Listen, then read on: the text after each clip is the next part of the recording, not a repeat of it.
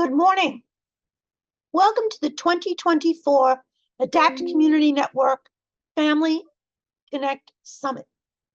My name is Linda Lowell, and I am the Chief Operating Officer here at Adapt. Adapt Community Network's mission is to provide innovative solutions one person at a time. Today's sessions bring together experts in a variety of topics to help you navigate supporting your loved one, including benefits, autism, in-home supports, navigating the educational system, and how you can help create the future for the IDD community. I would like to thank all of our Family Connect Summit sponsors, including State Here, Include NYC, As One Healthcare, Collaborative for Children and Families, Autism Spectrum News, UCP of Rhode Island, CP State, NYSARC, Trust Services, New York Connects, UCP of Eastern Connecticut, and CBC. Now I would like to introduce Tracy Pitarresi, Vice President of our Family Support Services, to start today's plenary session. Have a great day, everyone. Thanks so much, Linda. Hello and welcome to Creating the Future. My name is Tracy Pitarresi and I'm the Vice President of Family Services here at Adapt Community Network. Today's session features a panel of experts who will discuss how we can create a path forward for children and adults with intellectual and developmental disabilities. A couple of housekeeping rules. If you have any questions for the presenters, please use the Q&A function below. To ask a question, click on the Q&A icon towards the bottom of your screen, type your question and hit send. The chat box will only be used to post information pertaining to Adapt Community Network and this webinar. Information about how to access translation services is available in the chat. Please make sure that your questions are general in nature, as this webinar will give general information only and not address specific cases. In the interest of privacy, please do not include personal information. If you're having any technical difficulties, there will be answers to shared questions in the chat section. This webinar is being recorded and you can watch it again online at adaptcommunitynetwork.org. Please be sure to follow us on social media at Adapt We Change. To allow for as much time as possible for today's discussions, I will not read everyone's bio, but you can find them on the conference website. Please allow me to introduce our panelists. Peter Anzalone, who is the Senior Vice President of Education Services at Adapt. Peter Pitarresi, the Director of TechWorks NYC Regional TRAID Centers. Dr. Mark Friedman, Adjunct Associate Professor of Disability Studies at City University of New York. Dr. Vincent Ciasocco, Family Medicine Physician and Medical Director at Adapt Community Network. Please join me in welcoming our panelists to the session. Okay, to get started, this first question is for you, Dr. Ciasocco. Healthcare is always one of the most important issues for people with disabilities and their families. What are some of the challenges that we are facing that are preventing us from achieving that ideal future? Well, thank you, Tracy. Thank you for having me here. So some of the challenges, unfortunately, are multiple. Some of us probably already know it. Some of those include an aging population, which leads to complex health needs, increasing mental and behavioral health issues with a lack of psychiatric providers to take care of them and address those issues, inadequate education for dental students, nursing students, medical students. Without the education and understanding of the population, it's going to be difficult to recruit or retain healthcare providers to take care of our population. Reimbursement for the clinics and the services that we provide is an obvious one. One of the challenges that I see also, one of the things that is really being promoted across the country is health literacy. Health literacy really equates to the quality of care. And if you don't have good health literacy, you don't get good care. And basically, health literacy means the ability to obtain, understand, and use healthcare information in such a way that an individual can make the appropriate decisions for themselves. And with our population, with the different levels of abilities that our individuals have, it's a challenge. So it's important to note that health literacy has to encompass our population as well. Great, thank you for that. So you mentioned a lot of challenges. So let's talk about some, what you're seeing in terms of positive direction. So can you speak about encouraging shifts that make you hopeful that we are moving in the right direction? Yeah, there's definitely, some good points there and moving the needle forward in positive ways. Things that I see from my end and from my colleagues, what I hear across the state, there is an increased awareness of the IDD population in different ways. I know New York State DOH Commissioner himself has spoken on a couple of occasions. He has family members with developmental disabilities, so he knows firsthand the needs of the population. He's invited providers to speak at his commissioner's grand rounds on the population, the challenges. From what I understand, that's their first, and this was a statewide webinar. He's actually spoken at our CP State MD Medical Directors Council as the keynote, talked about his own personal experiences. To have somebody at that level understanding the needs, I think, is really telling, and it's very supporting to know that. I've seen commercials, for example, of DSPs, even though they're not necessarily in the healthcare field, they are just as valuable to a doctor, a physician, a nurse. So when I see these commercials for DSPs and the value they bring to our agencies and the care that our individuals need, it indirectly impacts the healthcare force, and it really provides value, raising awareness of that. Social media, again, it's a lot of social media is bringing IDD to the forefront. Education, I said there's not enough education, but there are movements in medical schools, definitely dental schools, and nursing schools to get their students aware of the population and getting them to better understand, become more empathetic providers when they graduate. Here at ADAPT, we produced what's called a Health Link film, 20-minute film, and we've shared it with medical schools and nursing programs across country. We've established clinical rotations for for students and nurses, and I know other organizations have done that as well. Another positive is that I see a lot of interprofessional working committees at the state level, at the local level. OPWD has had a dental task force for the last 20 plus years, and about 2-3 years ago, they established a medical task force and just recently behavioral task force. So the fact that they are listening to nurses, physicians, and dentists at the highest level is definitely a positive thing. And lastly, OPWD has what's called the DDAC, the Developmental Disability Advisory Council, is made up of appointed family members and advocates. And through that, these task force of OPWD are communicating with these family advocates. So there's a lot of communication going on at the high level. So, the hope is it's going to trickle down to the ground level and people will see the benefits of that communication and coordination happening. Great. Thank you so much, Dr. Sissoko. It does sound like there's a lot of encouraging movement. So that's great to hear about. We're going to move on to education. So this next question, is for Peter Anzalone, that, the education system and serving students with disabilities has come a long way and has improved considerably over the past couple of decades. What are some of the positive changes that you would like to highlight? Yes, thank you, Tracy. One of the big shifts that we're seeing within the federal government and New York State is the introduction of least restrictive environment.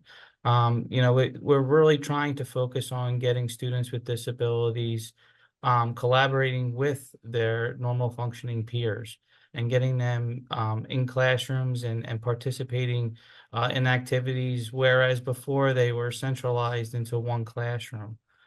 This is a huge enhancement, both for education and for the students themselves. It really gives them an opportunity to interact socially, cognitively, developmentally with their peers. And it's something that that I know New York State is looking at and trying to enhance for the next several years. We're also seeing a lot of enhanced funding, which is a positive aspect within the city. You know, some schools are receiving extra funding to meet the gaps of you know, the teacher salaries, and then also for the enhancement of the actual programs, giving longer instructional times for the students, and then also providing more resources within the classroom and within the school itself. We're also seeing a lot of sensory integration. A lot of our students are on the autism spectrum disorder, and you know, we're definitely seeing um, more classroom involvement with involving the five senses, and then also the awareness of their bodies and balance and movement within the classroom. It's been something that has been enhanced the last several years, especially after COVID. We also have looked at the enhancement of behavioral management within the classrooms. Every program now has to have some kind of pedagogical system that prepares students to be able to have accepting behavior in the classroom. And if they have inappropriate behavior, how are the staff and how is the student going to deal with that behavior on a day-to-day?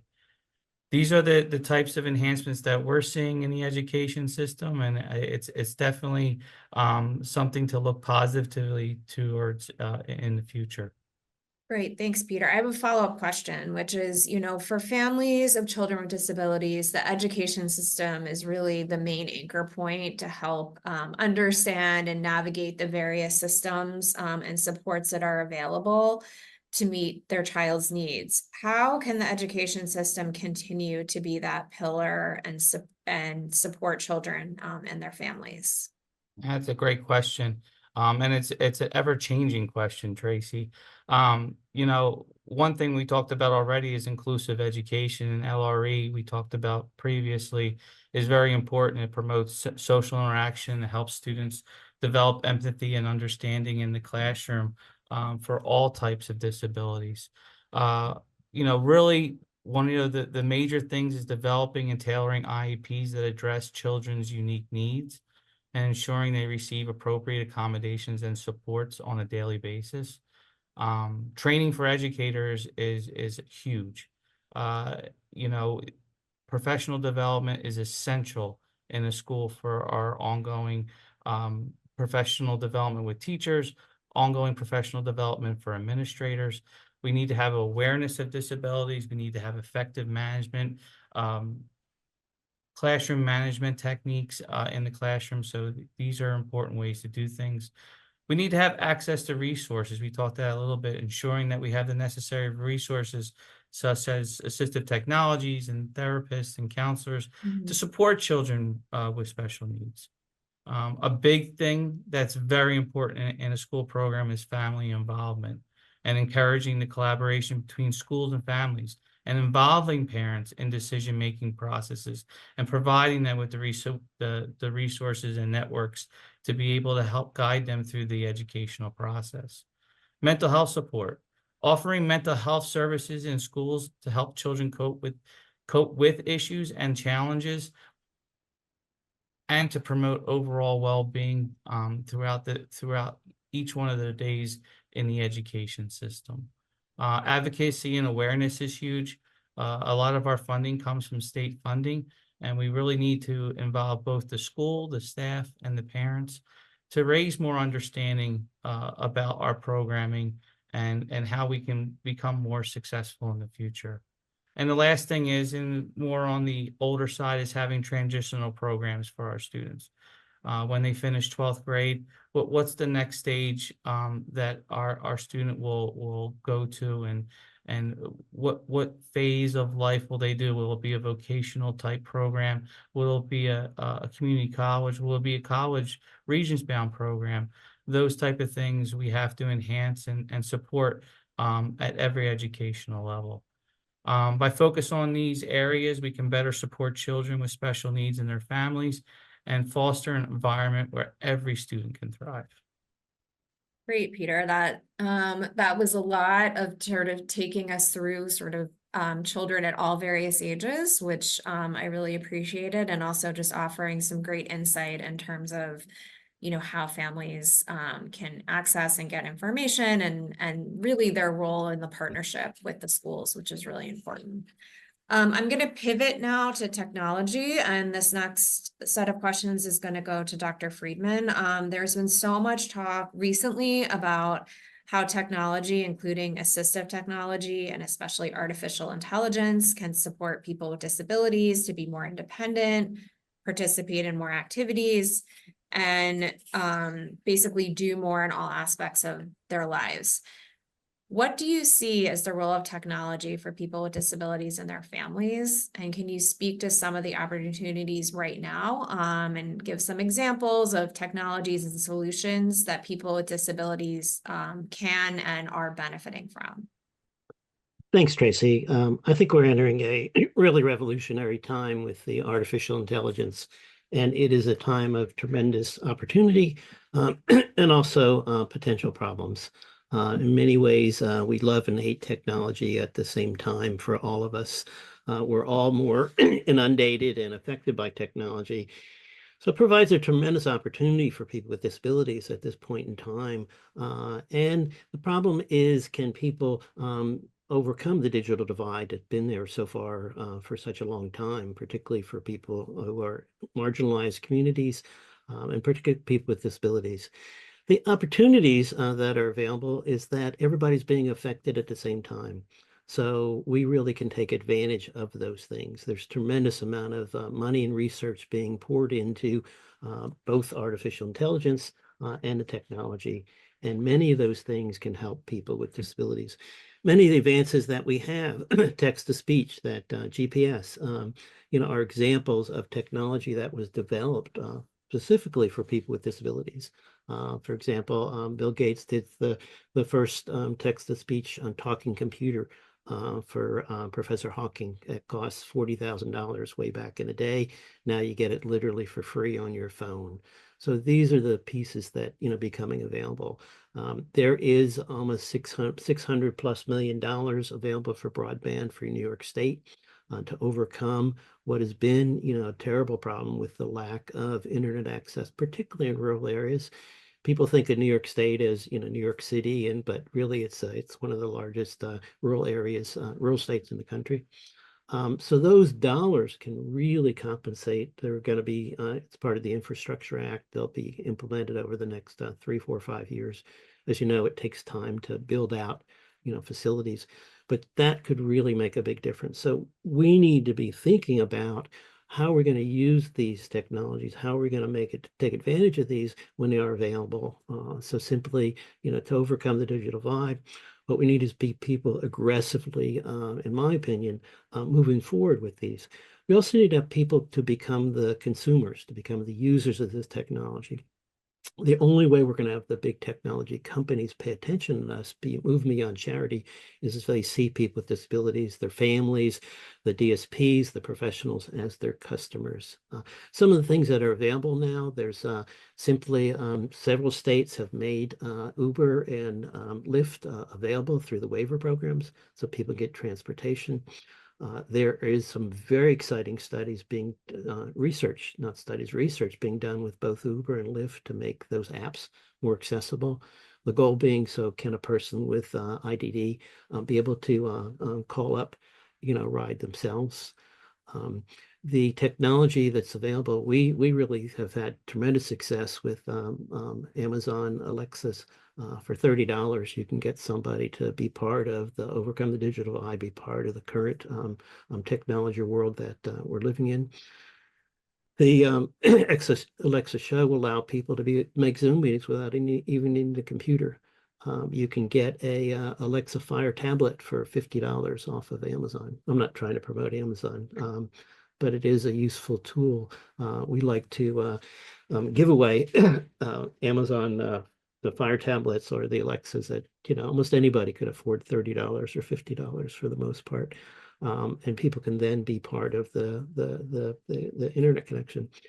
People who don't have internet connection, certainly the rural areas, but in many cities, people just can't afford it, but can go. We have examples of Navajo Nation in Arizona, young teenagers going to the McDonald's.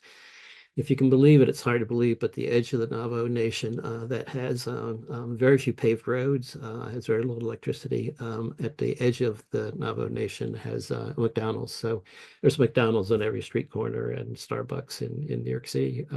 So using those things, simply the smartwatches that people have, coming forward with the what are called wearables. Presently, you can now get a patch that will monitor your diabetes. It wasn't very long ago you had to stick yourself, and it wasn't long before that you had to get a shot.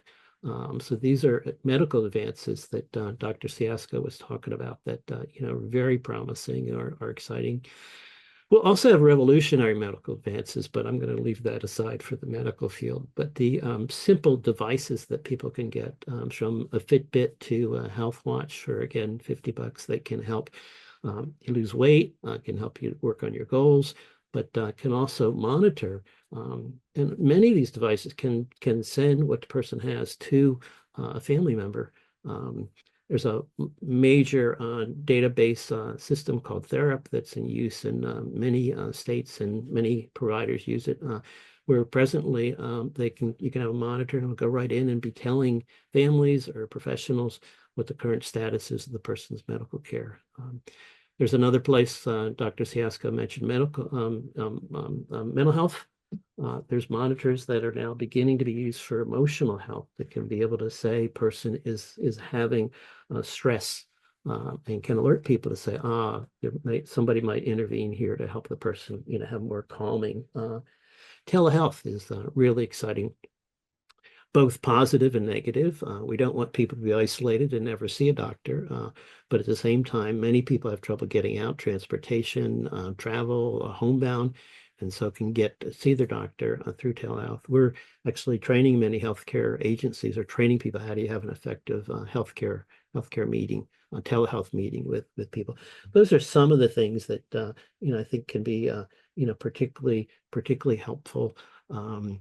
Using the technology, again, sort of to wind up, our goal is that every person with intellectual developmental disabilities would have the same amount of technology as everybody else. And what is it going to take to do that? And one thing is the smartphones that people have, and the apps that are beginning to be. There's a whole slew of apps that will remind people of to-do lists, that will remind people support people in getting jobs. Will go through a task list to help somebody prepare the food at their home, making people more independent. And that's what the technology offers, is to help make people more independent. So I'm going to summarize right there, and some of the things that I think that are possible for us today. Yeah, thank you for that. And I really appreciated the mention of some sort of lower cost tech items that are more accessible to everyone. Just a follow-up. I mean, you did talk about, AI and the role of technology in the future, but how do you see that changing, specifically the role of technology for people with disabilities? Well, I see it as tremendous opportunities and danger at the same time. We don't want to be Pollyannas about this. The danger is, as all of us, who hasn't been scammed by some credit card thing. So people are particularly vulnerable. So we really do need to be able to have in place to be able to protect people. At the same time, we want people to be using these technologies. So I see is that the technology's potential to make people tremendously more independent. And the other piece that's really on the verge, we're seeing it ourselves, but it really hasn't hit us, these voice technologies. We are very close to the point where you're not even going to use a computer. You're just going to talk to the wall or device. People with intellectual disabilities, the complexity of technology has just been a barrier to people, and we've never quite cracked that. And we are about to crack that, because when people can just talk to their device, that's going to create it's just going to say, call so-and-so for me. help me find what's the recipe for tonight. I have to make dinner. Just simple tasks that people do that many of take for granted because, we're able to do with that. So I think that the potential is really tremendous. The other piece are what's called remote supports, where people get supported in their home. A lot of people no longer need 24/7 all-night services because there can be protection that people can get. So I see these things as tremendous opportunities to help make people more independent. Great. Thank you, Dr. Friedman. And Peter P., to follow up, when people are looking into what technologies to get for themselves or for the family members, it can be a bit overwhelming. There's a lot of options out there, solutions, and trying to figure out what's right for each individual person. So how can families or individuals with disabilities learn about and navigate what technology and solutions would be best for them and may work to improve their quality of life? That is a very good question, and that's kind of at the center of what we do in my department. We are a regional TRAID center. We are part of the state grant for assistive technology program. The federal act basically said every state has to have an assistive technology program to educate the public on what is out there and what is available.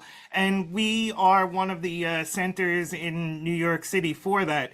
And that is specifically what we deal with. We are here to educate the public through the resources we have. We are a lending library to have items available. We are a free public service to anybody in New York City, designed for people to come in to our lending library and see all of the assistive technology available. There are many other organizations in the city like ours. There are a bunch of different a bunch of different disability organizations have demo homes and lending libraries. And really, one of the biggest things is to make a connect with one of these organizations, such as the TRAID department at ADAPT or somewhere else, and to see what is available. It's our job to stay on the forefront of the technology and what's out there and what people or different things. So we collect items in every category to be able to show them off to people. So there's the state grant. There are other easier things. For instance, a lot of the local libraries, the New York Public Library and Brooklyn Library, hold seminars throughout the year for digital accessibility, introduction to using iPads and different mobile devices. There is tons of accessibility already built into these things from manufacturers, but people aren't sure how to use them or how to access them. So being able to find an organization or our local library or something like that out there to assist you with that is a great resource. Thanks, Peter. And to follow up, when somebody goes for a type of evaluation, they're looking at all the different equipment options that are available. Are there any best practices that people should use when evaluating technologies, and or any questions that they really should be asking or considering when evaluating new technologies? One of the big things that we promote when evaluating assistive technologies is looking at more than one item. There are many, whether it's under communication, using various communication devices, or whether it's a mobility thing like a child with a gait trainer or a posterior walker or something like that. You can have two identical items from two different manufacturers, and on paper they look exactly the same and do the exact same thing, but in actuality one of those devices might be better for an individual than the other one. So one of the big things that we're about is looking at what your options are, and being able to come to a center like ours where you can borrow or look at 4 or 5 different communication devices. Or if you come to us somebody looking for like a gate trainer, we can show 2 or 3 different items, because as I said, one might be a different fit for one person and one might be a better fit for another individual. So it's really about getting that information, finding out what's available, and being able to compare various items across the same category. Great, thank you. So the next question is going to be directed at Peter Anzalone and Dr. Ciasocco. We've talked a lot about technology here, so I'm going to link technology and healthcare. The question is, have you explored technologies and education, technologies in healthcare and education spaces, respectively, that you think are worth sharing? Are there any technologies that you would want to explore in the future? So Dr. Ciasocco, if you want to start, and then Peter, feel free, to jump in afterwards. Yeah, sure. I think Dr. Friedman really stated it, beautifully, the different types of devices and tech items that are out there, monitoring, home monitoring. I think that's very important. I think when we talk about technologies, of course, everyone knows the benefits of telehealth.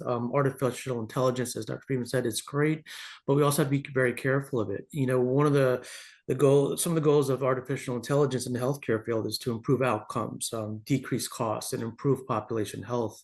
So when I'm thinking of artificial intelligence and population health, basically AI is taking large amounts of data and putting it together to improve the healthcare quality. So for example, in the future, it may direct the data may direct a cardiologist on whether to do a procedure or not, or may direct a neurologist whether medication should be started or not based on the data.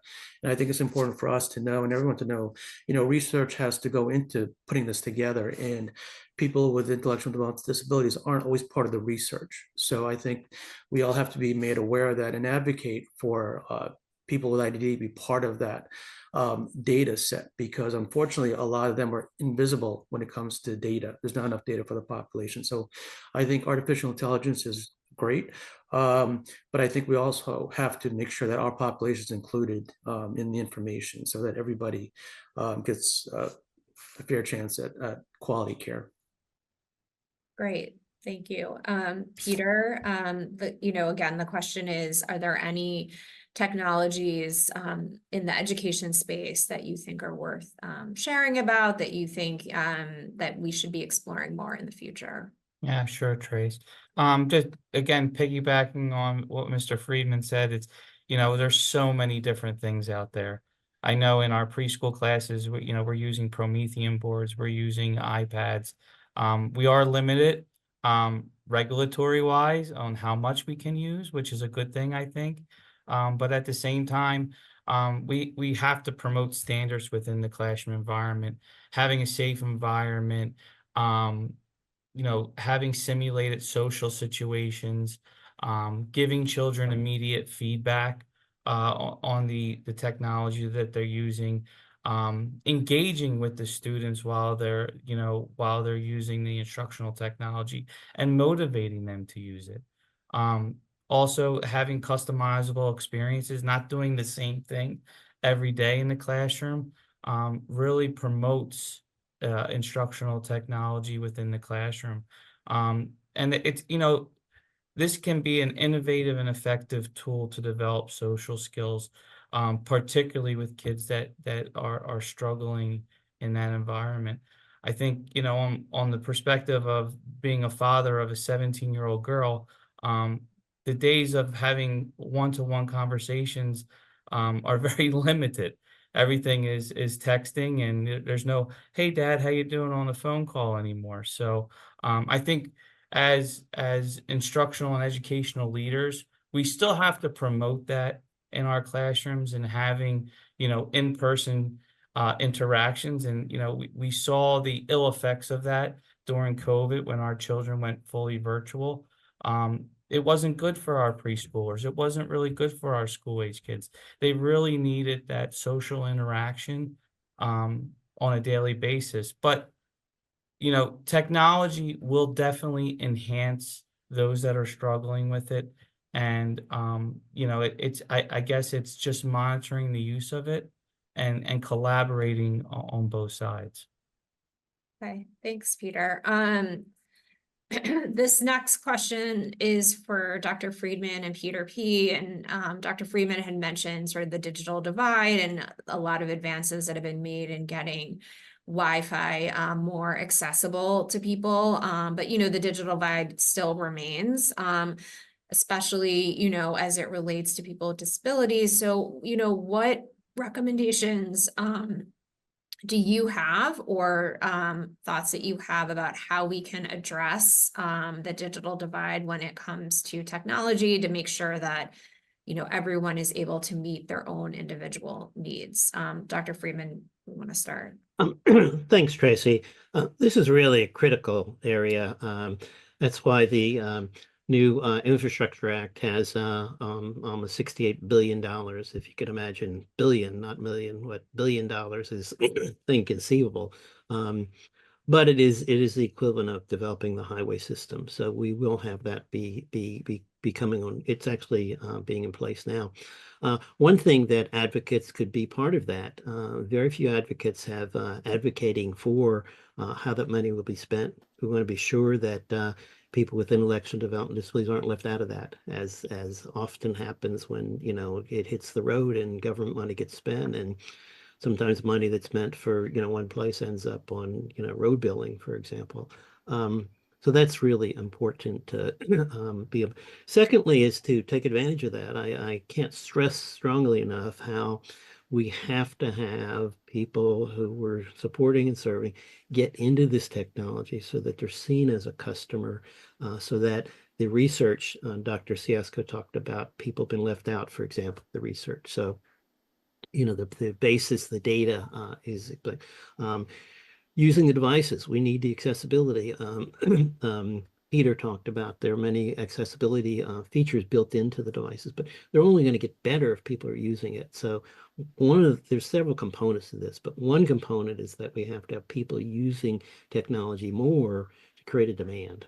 One of the things that's hard is when technology or anything services become available and people don't jump on it and use it because they're frustrated. Many reasons, you know, you're fooling me once again, you're from the government, I can't believe you, you know, I tried it before, all these, you know, negative consequences or experiences that people have. So I can't stress enough of the importance of people get. Secondly is all the supporters and allies. Most people with intellectual disabilities are not doing these things themselves. And so we have to get the supporters trained, DSPs, to be able to know what their knowledge base is.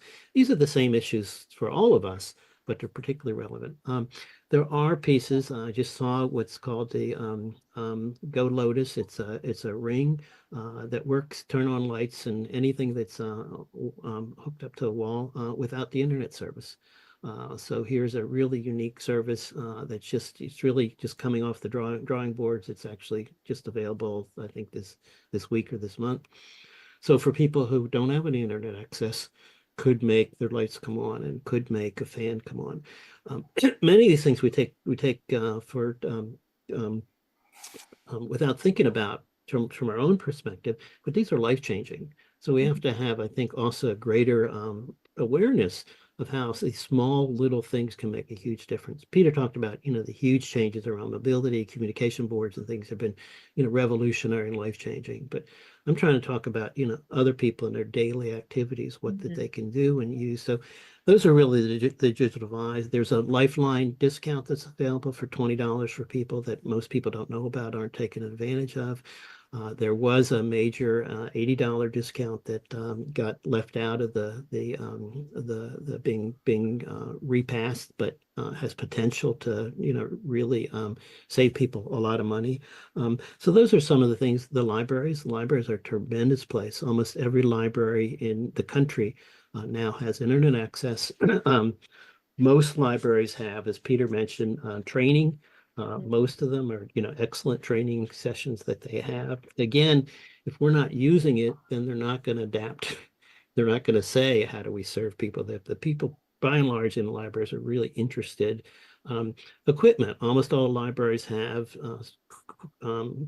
software on JAWS and whatnot that'll speak and at a large, but by and large, they're sitting in a corner. They're frequently not used.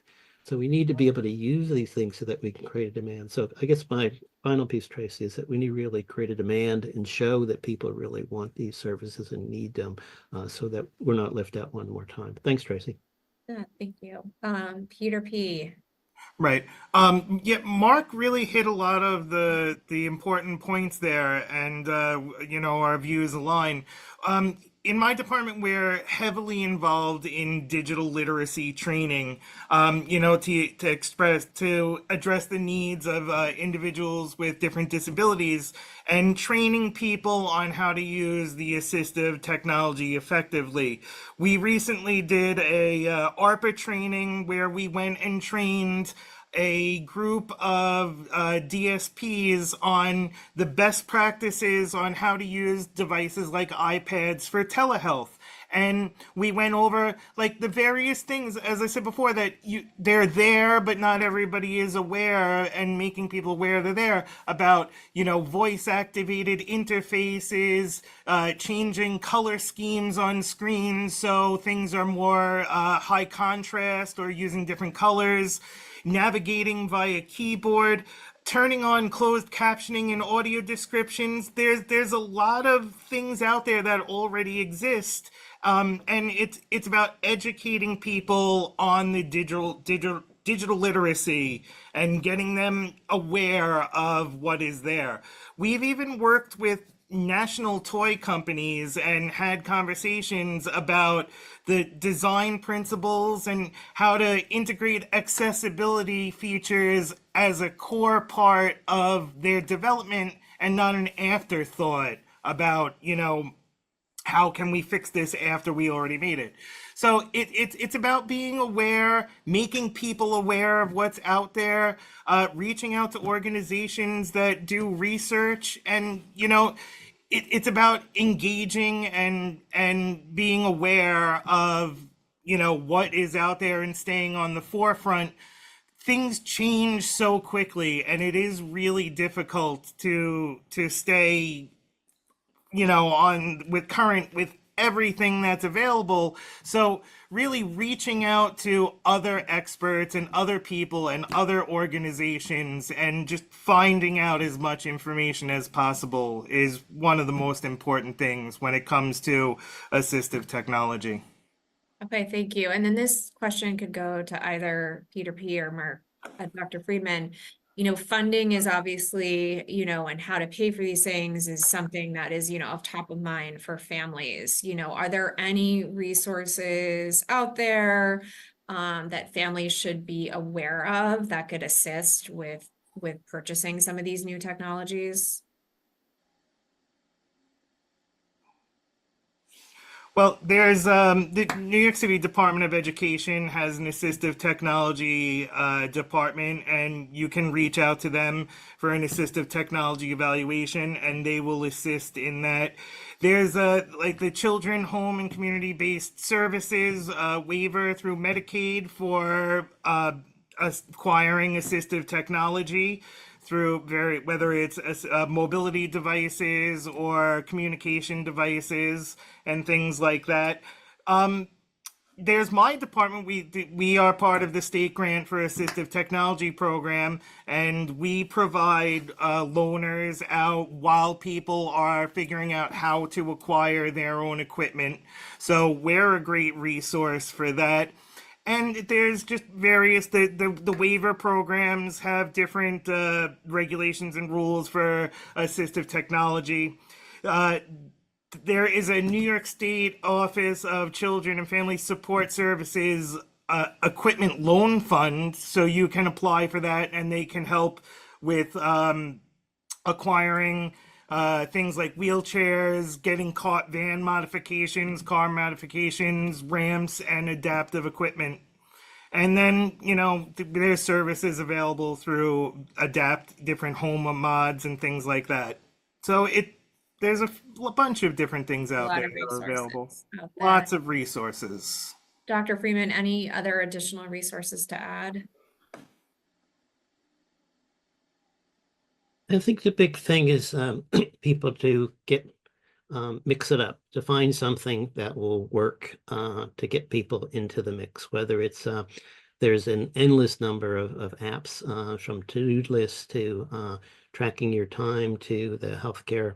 But what I think, because all this can be overwhelming, or it is overwhelming, but I think my major summary would be that, if every person with intellectual and developmental disabilities was using technology in some way, we recommend the $30 Amazon or the Siri on phones, or they're free in the sense that they're part of that. The Android has one. Something that people can use. The video conferencing is something that people found enormously helpful, whether it's the FaceTime on the iPhones or Facebook Messenger people are using. So something that gets people into the mix. People can see that they're benefiting from something that's going to pull, because otherwise people are just, they give up. They just sort of, wait by the sidelines.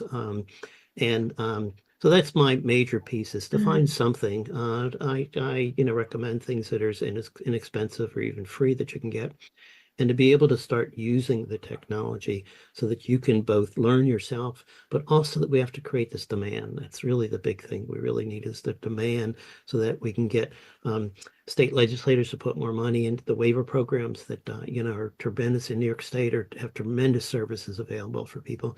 Anybody who's on a waiver I'd recommend, tomorrow call up your service coordinator and ask them what technology could be used to benefit you. So those are sort of a summary, some of the things. Thank you, Tracy. Great, thank you.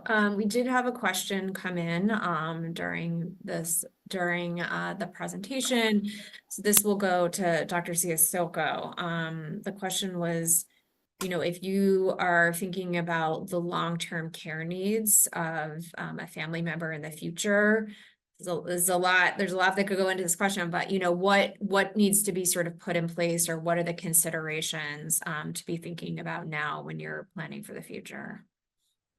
Well, I think when it comes to healthcare, I guess it depends upon what stage you're at. So I think transitional care is a big challenge in itself. So you're going from, is it pediatric care to adult care? That's, finding an adult provider is a challenge in itself. I find families that are wonderful and loving, but also getting up there in age and experiencing their own medical conditions. They want to keep their son or daughter at home. They want to take care of them. But as the parents age, they have to find a place for their loved ones when they pass on.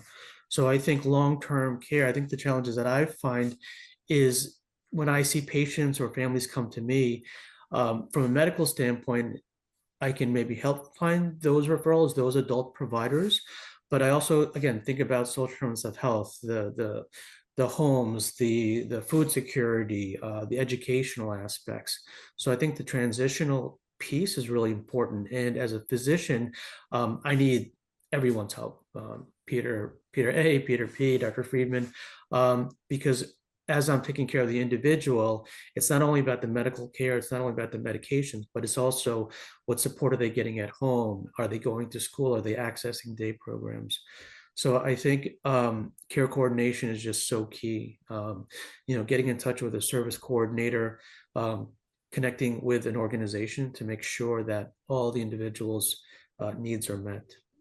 Okay, thank you. And another question to you, Dr. Siasoko, which relates to sort of what you were just talking about, but have there been any advancements in preventative care? Well, in preventative care, it's screening, diagnostic screening, making sure that individuals get their, for example, colon cancer screening, making sure that they get their colonoscopy, making sure they follow up with their primary care provider, women's health care. It's making sure that you follow up with a provider that is invested in you and or your loved one, and making sure that appointments are being kept and tests are being done in a proper way. I think one of the challenges of preventative care, I don't know of any advances per se in regards to preventative care. I mean, there's different technologies out there, but I think one of the things when it comes to preventive care is keeping those appointments and also following up.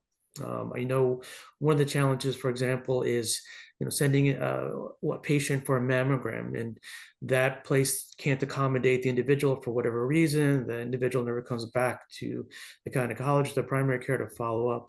So I think falling through the cracks is a big challenge. So I think communication, proper follow-up, and making sure you find a provider that's invested in your care is the key to preventative health. Okay, great. So I can't believe we only have 2 minutes left, but I'm gonna just direct this last question to Dr. Friedman. Are there any aspects of technology that people with disabilities should be wary of? I think this was specifically in reference to AI, but is there, anything else that you would say? Well, it's the same that all of us have. There's tremendous potential problems with people being scammed. And so, there's the same kind of things that we need that we can protect ourselves from is helping people. At the same time, we want to get people using these things. The more we, exclude people from, then they don't know. So, having somebody who's supportive. I guess the biggest thing is helping the person themselves understand that, when they have any problems, is to have what we call a tech partner, have a family member, have an expert at Peter, have somebody who they trust and look to around technology. So if somebody says, share your information or share your photos or do this or do that, they have somebody that they can turn to and ask. And that would be the major protection that we're trying to instill in people. Thank you, Tracy. Great, thank you. I just wanted to say thank you to all of our panelists today. This was really informative and a great discussion. And I hope everyone will stay tuned. Our next session begins at 11 o'clock, and it is on supporting individuals on the autism spectrum in the medical setting. Thank you for having me. Thank you. Thank you. Thank you. Thanks, everybody.